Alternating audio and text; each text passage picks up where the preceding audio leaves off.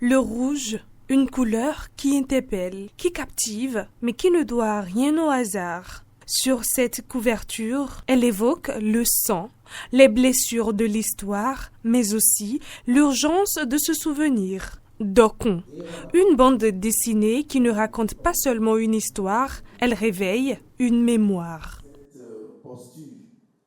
Je retiens déjà une volonté de vouloir mettre en avant tout ce qui est patrimoine béninois à travers les mains d'artistes béninois.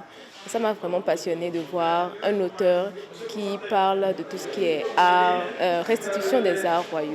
À travers ces planches, l'auteur Constantin nous entraîne sur les traces des trésors royaux du Bénin.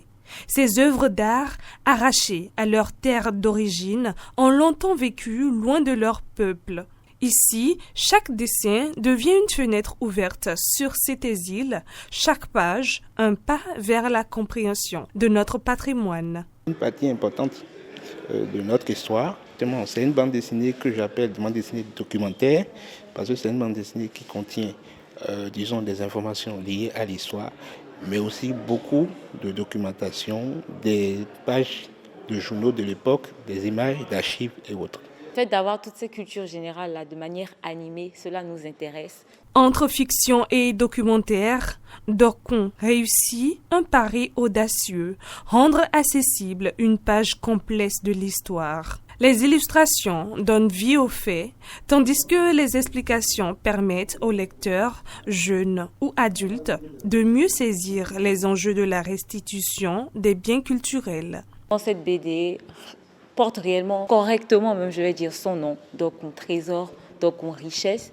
Ça parle de nos trésors royaux, de leur départ, de leur séjour à l'extérieur et de leur retour. Le fait qu'il ait pensé à animer ces trésors-là nous permet de réellement savoir l'impact significatif que ça a eu sur nous et que ça aura sur cette jeunesse et même sur l'âge mature.